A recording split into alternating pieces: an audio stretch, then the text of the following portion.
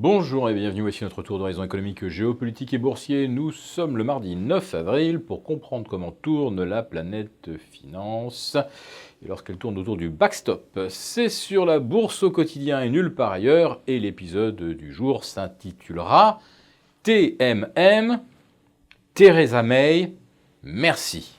Oui, merci Theresa May d'avoir clarifié la situation il y a 48 heures en nous expliquant que soit il y aurait une sortie, un Brexit ordonné avec un deal, soit pas de sortie du tout.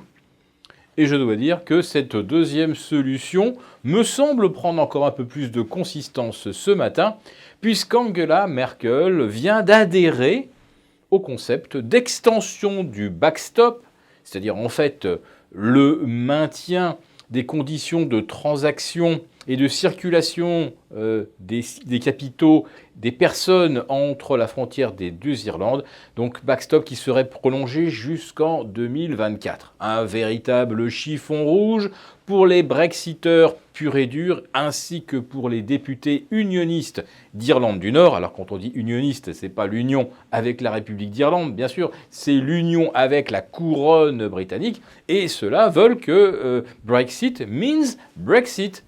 Autrement dit, on referme la frontière. Personne, évidemment, ne veut en entendre parler. Et si jamais le backstop était prolongé de 5 ans, alors là, ça serait une nouvelle fantastique pour les banquiers de Dublin, qui deviendraient en quelque sorte les auxiliaires des banquiers de la City, qui eux seraient hors UE, tandis qu'à Dublin, relié à l'Irlande du Nord, eh bien là, on serait toujours dans l'UE. Autrement dit, pour les capitaux, eh bien, le Royaume-Uni disposerait toujours, on va dire, d'un pipeline qui passerait par la République d'Irlande.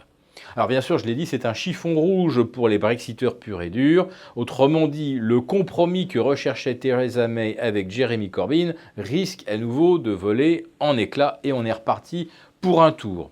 Il y a même aujourd'hui une information supplémentaire. Selon Theresa May, les élections européennes au Royaume-Uni pourraient se tenir le 23 mai, non pas le 26 comme sur le continent. Alors, autrement dit, les Britanniques enverraient des députés au Parlement européen. Enfin, vous voyez où nous en sommes. On envisage déjà qu'il n'y ait pas de Brexit. Vous le savez, c'est ma théorie depuis pratiquement le début, ou en tout cas depuis que l'Union européenne a favoriser l'adoption de cette pilule empoisonnée du backstop. Maintenant, je vais revenir quelques instants sur l'acronyme TMM ou MMT. On peut jouer longtemps là-dessus. Néanmoins, je suis un petit peu agacé qu'aujourd'hui TMM devienne une sorte de pseudo-concept économique, quand moi j'utilise ce même acronyme depuis presque 10 ans. Thérapie de la morphine monétaire, autrement dit les injections monétaires permanentes pour maintenir les économies à flot et empêcher le système financier d'exploser.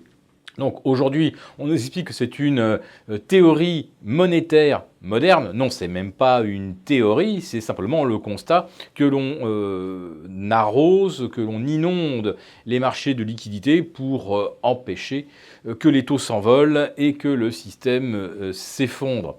Or là, on en est vraiment rendu aux derniers expédients, puisque M. Trump demande le rétablissement du quantitative easing, alors même que l'économie américaine croît encore à entre 2,10 et 2,5%. Alors, est-ce qu'il y a véritablement danger? Et s'il y a vraiment danger, est-ce qu'un hypothétique quantitative easing pourrait empêcher le cycle économique de se retourner? On le voit bien avec le Japon, où la croissance est retombée sous les 1%, malgré des injections massives, malgré le soutien indéfectible de la Banque centrale du Japon à la bourse. Donc, les QE comme moyen efficace de prolonger le cycle, je n'y crois plus. Et d'ailleurs, je crois qu'il y a plus grand monde qui y croit. La seule chose, c'est qu'on croit encore que ça pourrait donner 6 mois de répit supplémentaire aux actions, alors qu'elles sont maintenant prêtes à corriger. Et je m'explique.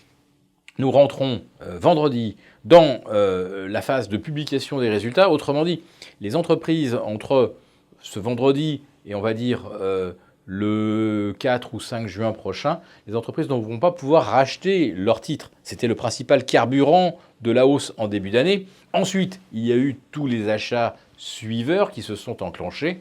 Et là, on va vraiment arriver au bout de l'histoire. Alors, est-ce que le bout de l'histoire, c'est 5515 pour le CAC 40 ? Pourquoi 5515 ? Ça a été un petit sommet intermédiaire le 3 octobre dernier ? Non, pas seulement.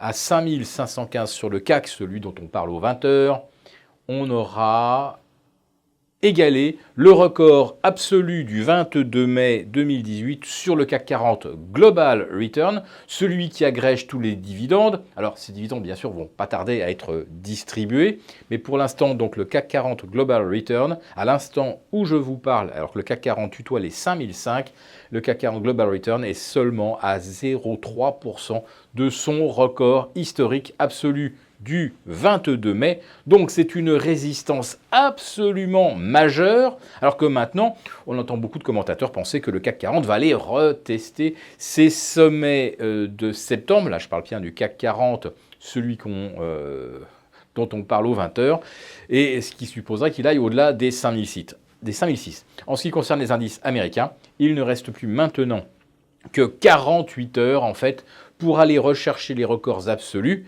puisque jeudi, la BCE s'exprime et je ne vois pas très bien ce qu'elle pourrait annoncer qui réjouirait les marchés au point de leur permettre d'aller au-delà de leurs records absolus. Un petit mot maintenant sur notre jeu concours. Vous le savez, donc notre 10 millième abonné à la chaîne YouTube sera récompensé, ainsi que nos fidèles auditeurs, nos fidèles abonnés qui, eux, nous suivent depuis longtemps et qui vont donc pouvoir participer également à un jeu avec tirage au sort.